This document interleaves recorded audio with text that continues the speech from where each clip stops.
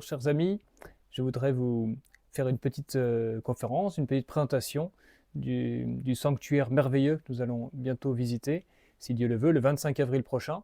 Donc, comme vous le savez, le 25 avril, nous partirons de Montargis à 9 heures du matin, partirons devant l'église Sainte-Marie-Madeleine, très belle église d'ailleurs, et puis nous passerons à travers la forêt de Montargis, à peu près 12 km, et nous arriverons dans ce sanctuaire béni, ce sanctuaire extraordinaire, dont je voudrais vous raconter un petit peu l'histoire, parce qu'il y a tellement à dire que je pense que cette journée du 25 avril sera trop courte pour pouvoir vous faire part de tant de trésors dans un seul lieu, là, qu'on a appelé le berceau de la foi en France, le Bethléem français.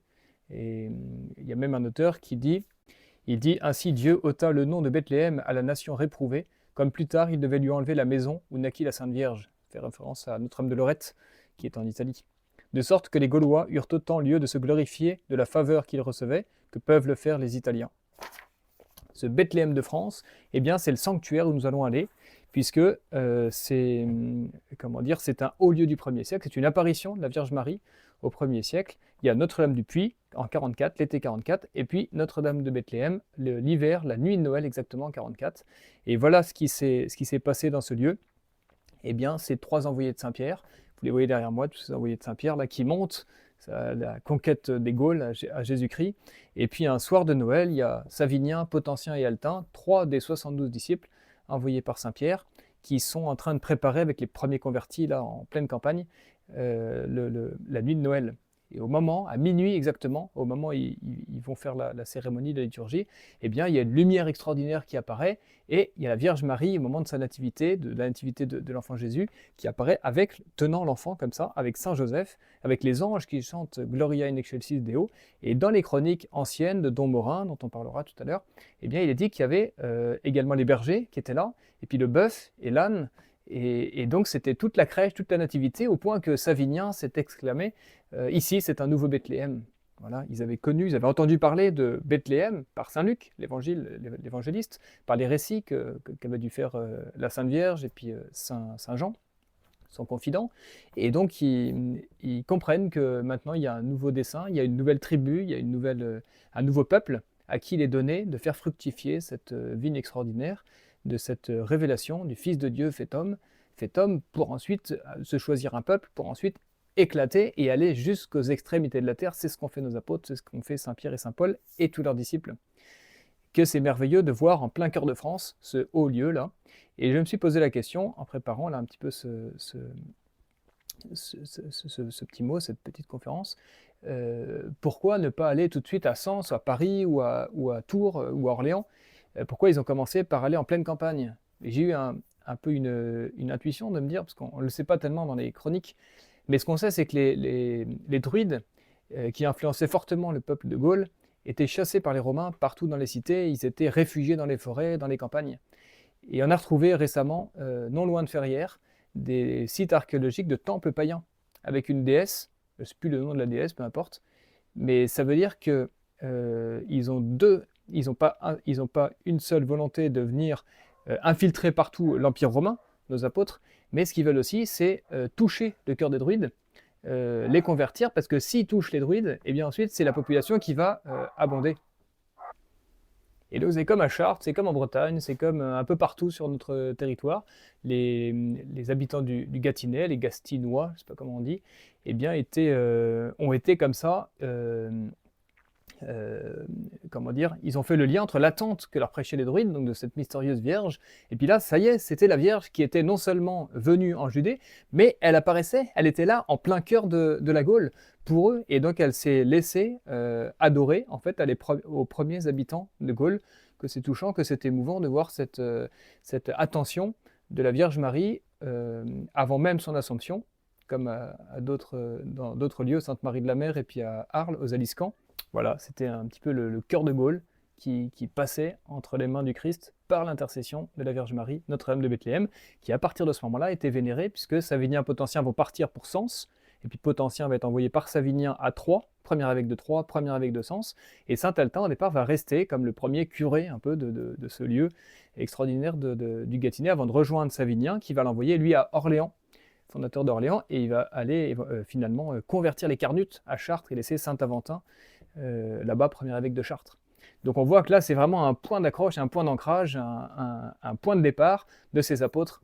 Et si aujourd'hui tout va mal, on s'est dit, il faut faire ce pèlerinage-là à Notre-Dame de Bethléem, revenir à ce point de départ qui a ensuite influencé tout le cœur des Gaules. On avait vu Saint-Martial, c'était l'Aquitaine, mais là, Savignin, Potentien, Altin, c'est vraiment le centre, ça prépare l'évangélisation de Paris qui va venir quelques années plus tard avec Saint-Denis, le célèbre converti de Saint-Paul dont on parlera un jour.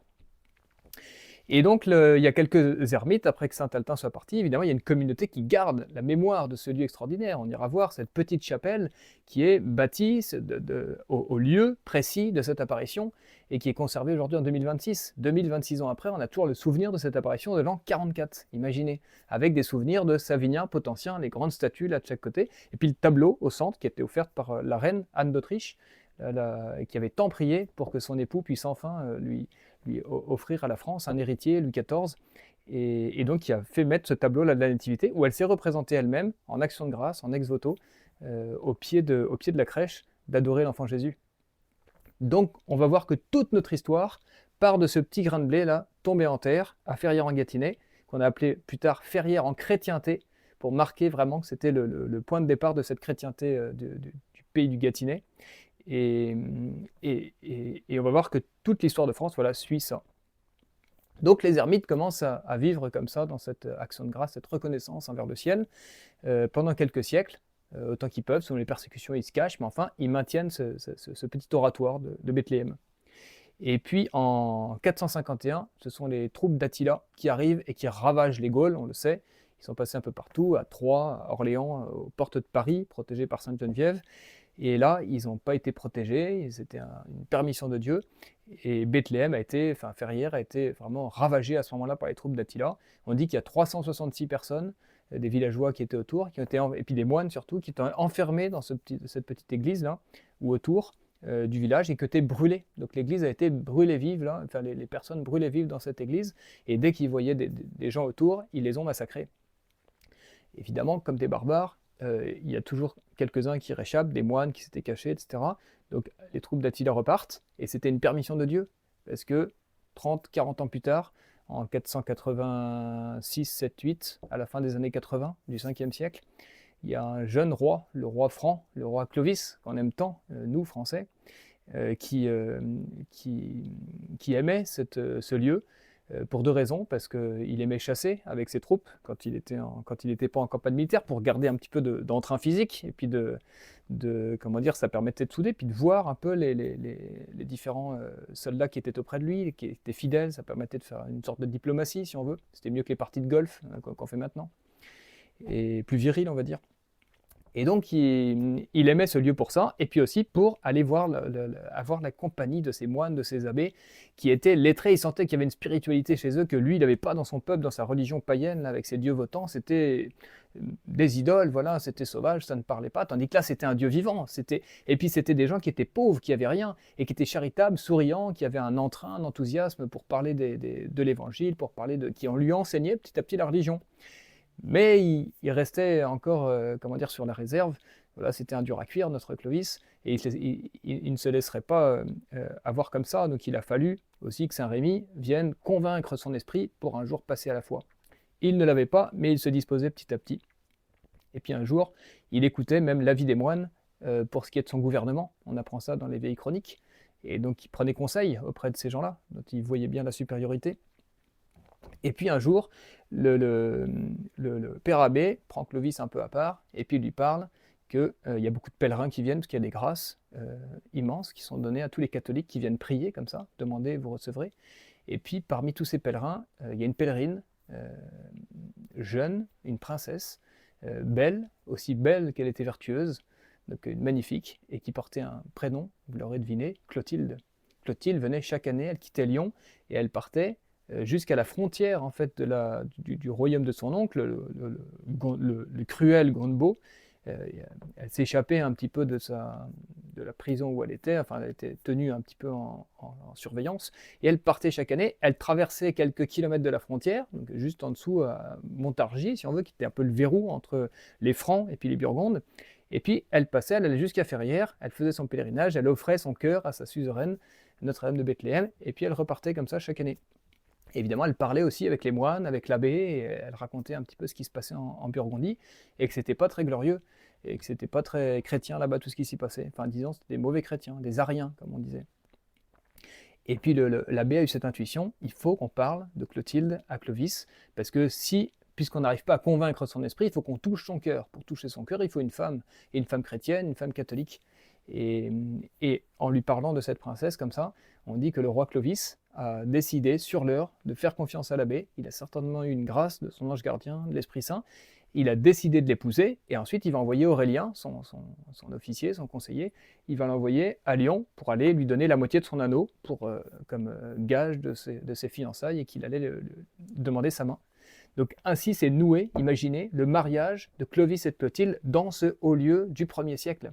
Donc là on voit tout de suite la connexion, parce que de la même manière que je vous parlais de cette graine tombée en terre du 1er siècle, bah là on a une graine, c'était la graine de la foi en Gaule, bah là c'est la graine de la France qui tombe dans le cœur de Clovis par Clotilde avec l'abbé. Donc il y a l'Église, le roi des Francs, prêt à se convertir, Clotilde, l'élément extérieur qui va être le détonateur de sa conversion, et on a en germe en fait le pacte de Reims, qui va venir 10 ans plus tard, 496, le baptême de Clovis.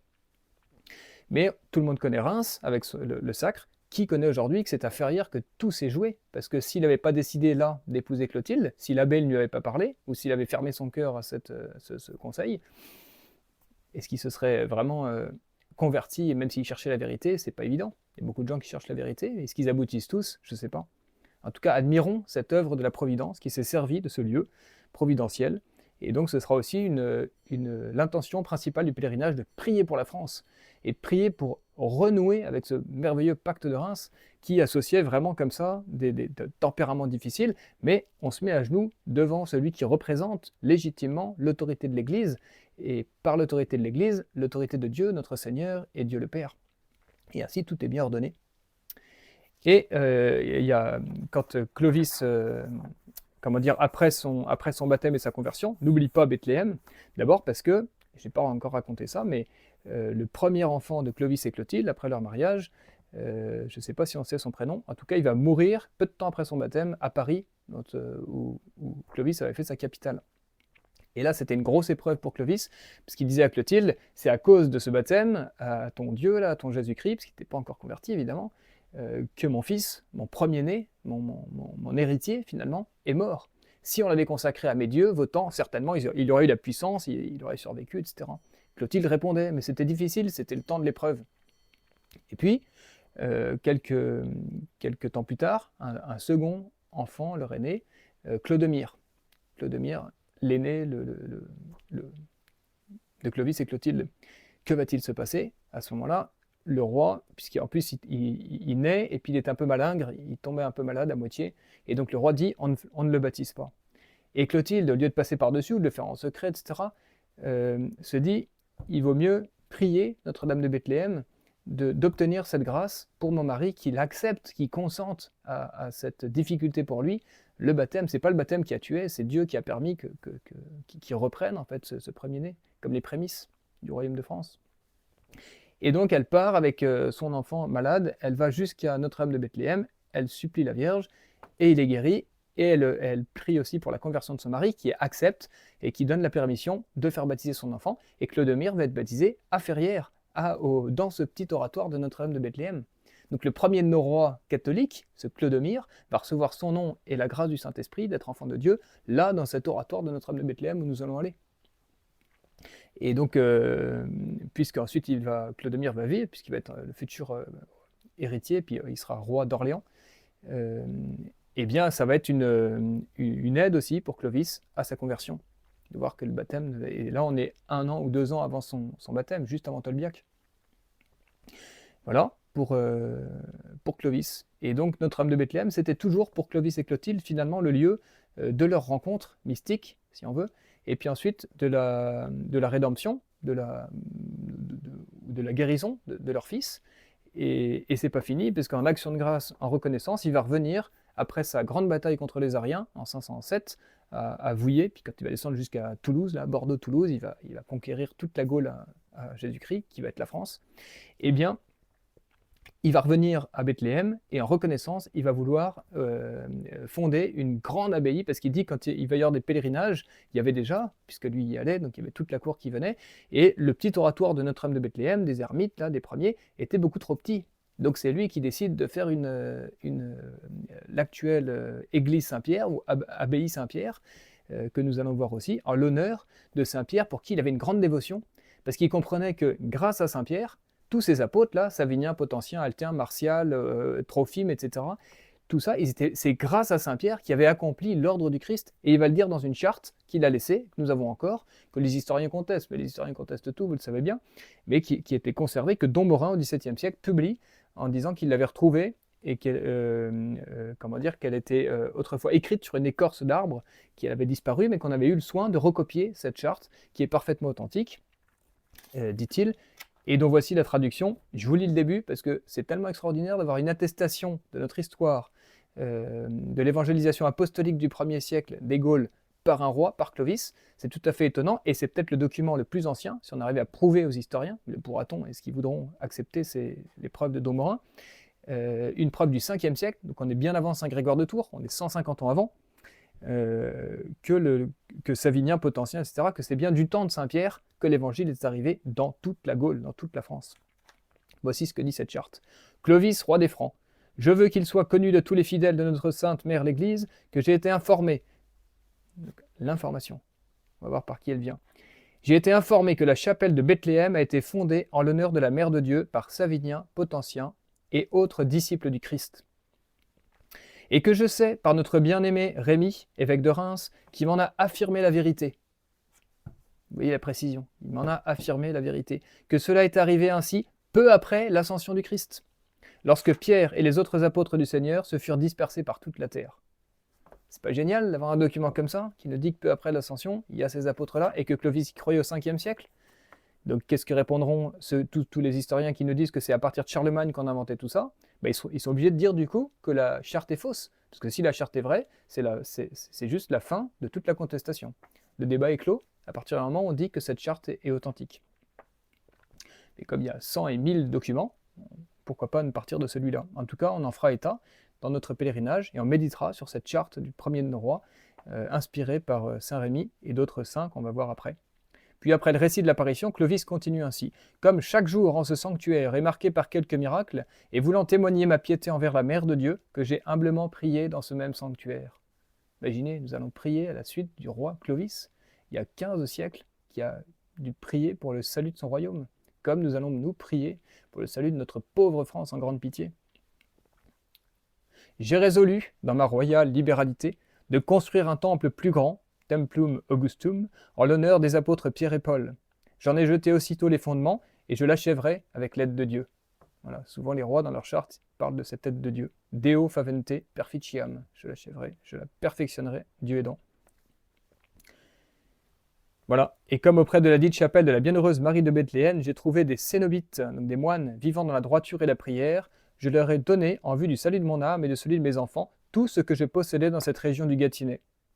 Et voilà la libéralité de nos rois qui sont généreux comme ça. C'était ces terres, c'était là où ils chassaient, ils les donnent aux moines. Et jusqu'à la Révolution, ces terres seront conservées par les abbés de Ferrières jusqu'à 1793. Donc comment dire, c'est merveilleux de voir cette continuité parfaite entre le roi Clovis jusqu'à Louis XVI, et de voir au fur et à mesure tous les rois, les 24 rois, soit qui sont venus, soit qui ont fait des chartes pour confirmer les privilèges de l'abbaye de Ferrières, qui portait à la fois les deux clés de Saint-Pierre, les armes de Saint-Pierre, donc la clé d'or de son pouvoir spirituel, le pouvoir des clés qui ouvre le ciel, et la clé d'argent, qui est le pouvoir temporel des papes. Donc c'était la reconnaissance de la soumission, de l'humble soumission du royaume de France au Saint-Siège, et par le Saint-Siège à Saint-Pierre, et donc à Jésus-Christ. Et puis les deux fleurs de lys de France. Donc le blason de Ferrières représentait vraiment cette alliance de l'Église avec la France, que c'est beau, que c'est merveilleux. Et il accorde la liberté à tous les habitants nés et à naître de ce même lieu. Donc ça veut dire que les gens étaient libres quand ils étaient dans ce village, ils n'avaient pas à payer d'impôts. Voilà, fait à la grotte de Bethléem en présence de Maurylicus, abbé, donc c'est l'abbé de Ferrières de cette époque-là, de Rémy, évêque de Reims, donc Saint Rémy, Et Héraclius, évêque de Sens, Saint Héraclius, encore un saint qui est au contact de Clovis. Que cette histoire est merveilleuse. Voilà, c'est après qu'il dit que le texte à cette époque, donc en 1547, avant que les protestants détruisent cette pièce à conviction, le texte à cette époque était écrit sur écorce de bois. Évidemment, l'écorce de bois, elle est passée au feu. J'ai trouvé récemment, je ne sais pas si vous avez conscience de ça, mais que les empereurs persécuteurs des chrétiens, il y a eu 10 persécutions romaines, depuis Néron jusqu'à Dèce et puis Dioclétien, des ordres explicites d'aller détruire tous ces documents-là, toutes ces chartes, toutes ces preuves de l'évangélisation primitive et puis de tous les miracles qui se trouvaient dans ces lieux, qui étaient un puissant adjuvant pour les populations de rester chrétiennes, de conserver la foi de leur père. Et donc souvent, donc déjà de ce temps-là, les protestants ont continué, les révolutionnaires aussi, les vandales, les sarrasins, chaque fois qu'il y a des barbares qui arrivent, ils s'en prennent aux documents, c'est vraiment le cas de dire c'est la foi des démons. Voilà. Donc ça, c'est pour Clovis. Mais je voudrais avancer un petit peu pour vous faire un rapide aperçu de ce dont on parlera, et surtout on méditera pendant ce pèlerinage de tous ces rois, de tous ces saints qui sont venus là, dans ce lieu, ce bourg de Bethléem, comme il s'est appelé, en plein milieu du Gâtinais. Je ne sais plus si je vous l'ai dit, qui était cette terre ingrate, le Gastinet, ça veut dire, c'était un peuple, mais l'étymologie, c'était la stérilité, le désert finalement. Et dans ce désert, quelle oasis de grâce vont couler comme ça dans le sein de la France pendant des siècles et des siècles. Alors le premier qui suit Clovis, c'est Childebert, son fils, qui avait une grande dévotion lui aussi, et qui va venir à Ferrières, et qui va fonder Château-Landon. C'est pas très loin de Ferrières en Gâtinais, et à Château-Landon, il y a la célèbre abbaye de Saint-Séverin. Séverin, c'est l'abbé d'Angone en Suisse, qui était venu à la cour, à Paris, et qui avait guéri Clovis, miraculeusement. Et ensuite, il était reparti ermite à Château-Landon, actuel, au lieu de l'abbaye. Et il avait été reçu à cet endroit-là par 2 moines qui circulaient, qui venaient de Ferrières, de Bethléem, qui s'appellent Pascase et Ursicin, et qui s'étaient attachés comme ça à Saint-Séverin. Donc il y a un lien entre Château-Landon et puis Ferrières, mais un lien de soumission, parce que Saint-Séverin, c'est plus tard, c'est pas un sanctuaire du 1er siècle. Et donc, toujours, quand Childebert il va vouloir fonder Château-Landon, il va donner des terres, et les moines de Ferrières et les gens de Château-Landon vont dire on peut pas, parce qu'en fait, ça a déjà été donné par Clovis, votre père, aux moines de Ferrières, et du coup, accord va être fait, Château-Landon va être une dépendance de Ferrières, et cela aussi va durer jusqu'à la Révolution.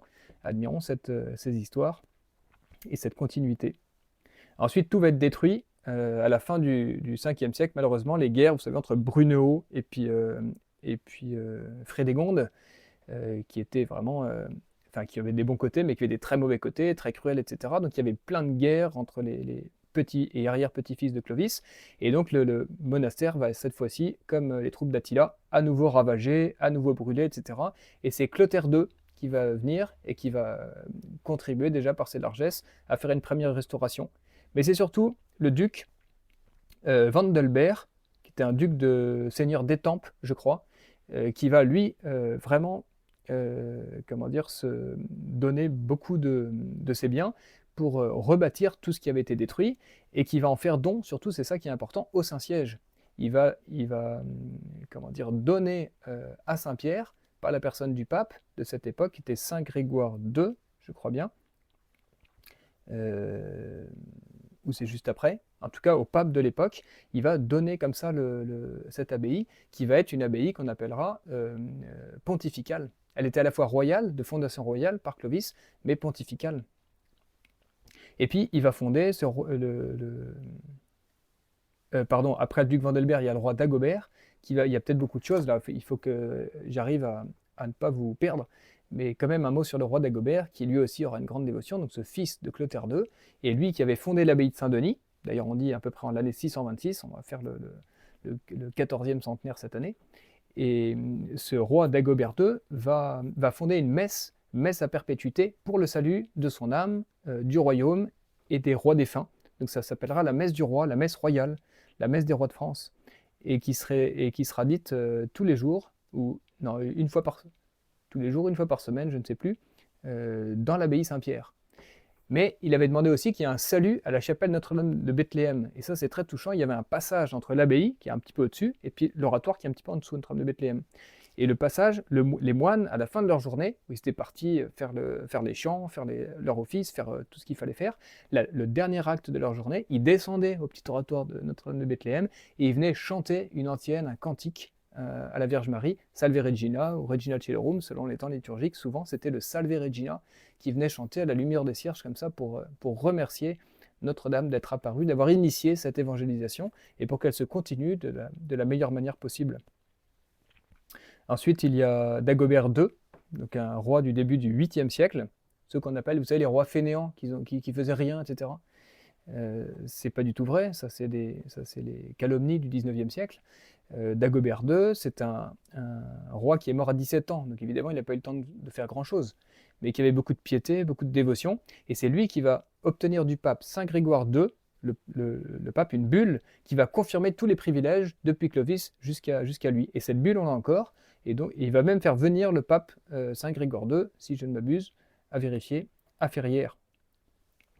Et le pape, en reconnaissance pour cette fondation-là de Dagobert II, de Ferrières, va donner le clou de Saint-Pierre, qui manquait, parce que les 3 autres clous étaient déjà, l'un à Nantes, vous le savez peut-être, avec Saint-Clair de Nantes, on a déjà raconté ça dans nos vidéos.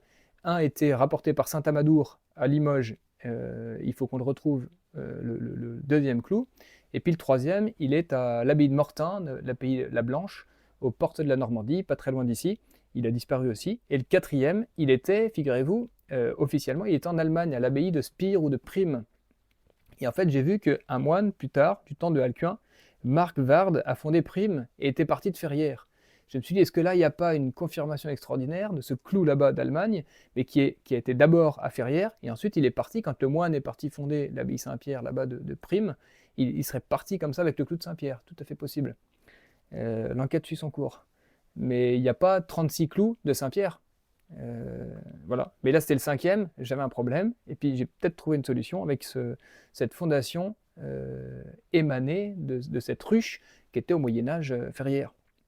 Justement, on y vient à cette ruche, avec Pépin le Bref, qui a été couronné dans les arènes dans l'abbaye Saint-Pierre par le pape Étienne II. Étienne II qui l'avait sacré à Saint-Denis, mais qui a voulu le couronner à Ferrières, parce que c'était une manière de marquer la dévotion du premier des Carolingiens à la Vierge Marie. Et puis il y a un combat extraordinaire qu'on racontera entre un taureau et puis un lion. C'est comme ça que les Francs faisaient parfois des fêtes, un peu des joutes comme ça entre animaux. Et puis à la fin, il n'y avait plus que le lion, et le roi Pépin le Bref a posé une question à ses chevaliers. Et cette question, je vous la poserai et je vous raconterai cet épisode quand on fera notre pèlerinage. On filmera ça, rassurez-vous, vous aurez tout après coup. Mais quand même, pour vous dire que raconter les histoires sur place, je pense que ce sera beaucoup plus frappant que de tout vous dire en vidéo. Vous avez une première partie maintenant, et la suite, ce sera le 25 avril. Ensuite, il y a Charlemagne, donc le fils de Pépin le Bref, pareil, grande largesse, et il viendra aussi, lui aussi, à Ferrières, et il nommera ici son principal conseiller, qui s'appelle Alcuin, bienheureux Alcuin, qui est un Anglais, qui est un puits de science, et c'est avec Alcuin qu'il va fonder son école palatine, à Aix-la-Chapelle, d'abord, et ensuite l'école de Ferrières, l'école de Notre-Dame de Bethléem, qui va essaimer ensuite des centaines, ou pour pas dire des milliers d'autres prieurés, abbayes, saints, évêques, etc., qui vont partir de ça. Ça va être la grande université avant Paris. On est au 8e siècle, et Paris n'a pas encore, enfin ça va être fondé par Charlemagne, mais n'a pas encore toute l'influence que va lui donner Alcuin. Et puis Théodulphe d'Orléans, qui est un merveilleux poète, et sa vie est extraordinaire aussi, et qui sera moine d'abord de Ferrières. Ensuite, sous Louis le Pieux, qui va refaire la toiture de l'abbaye Saint-Pierre, qui avait été brûlée,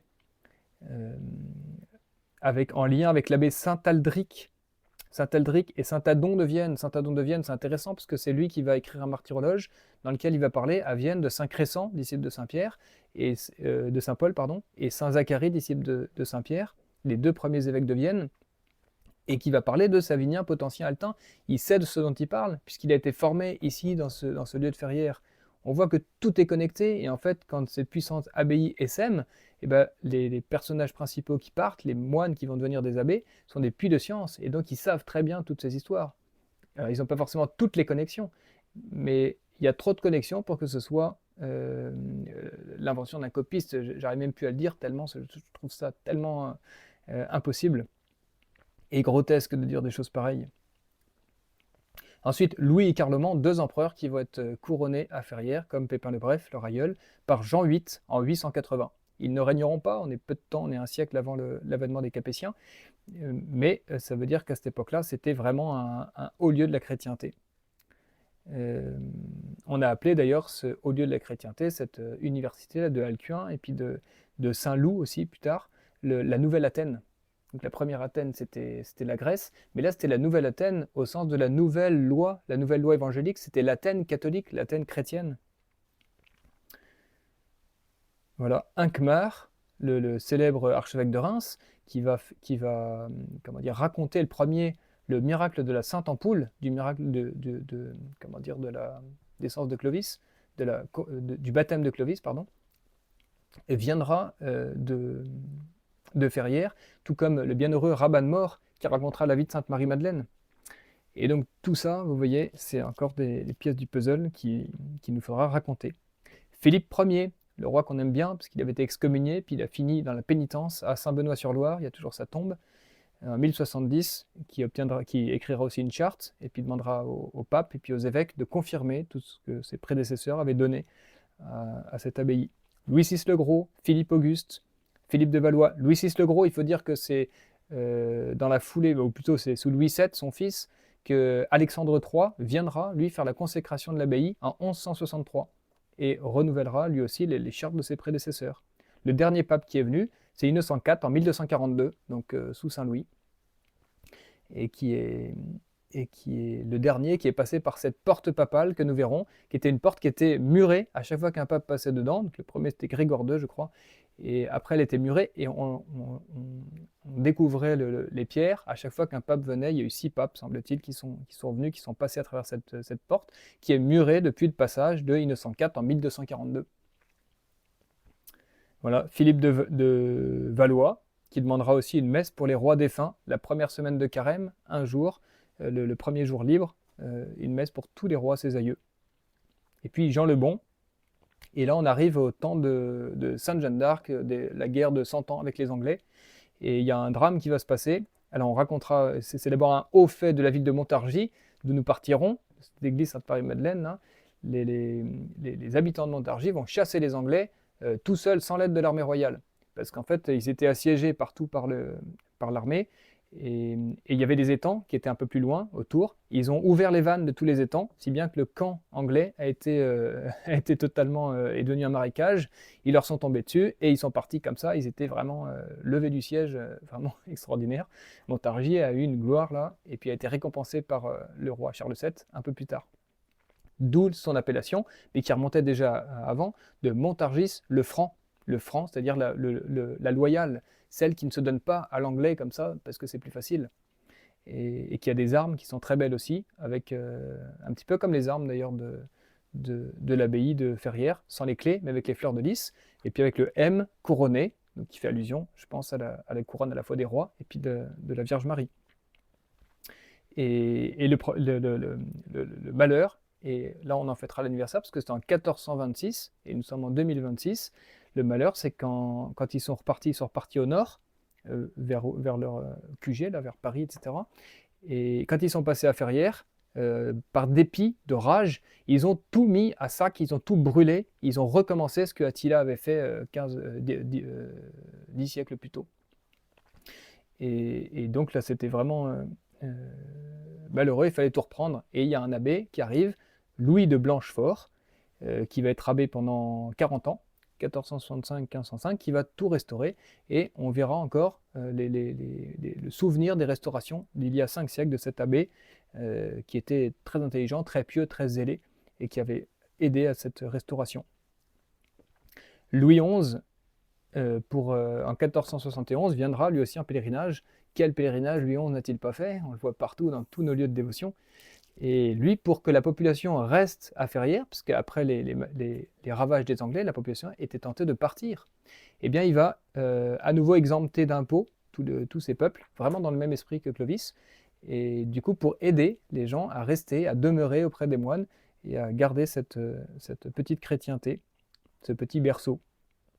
Henri IV viendra lui aussi, avec Marie de Médicis. Ça, c'est Don Morin qui le raconte, ce chroniqueur, ce grand prieur du début du XVIIe siècle, grâce à qui nous savons tout ce que je suis en train de vous raconter. Parce que si Don Morin n'avait pas fait l'histoire de son abbaye, il a été abbé lui pendant 20 ans, on ne saurait rien en fait, parce que tout a été brûlé après la Révolution.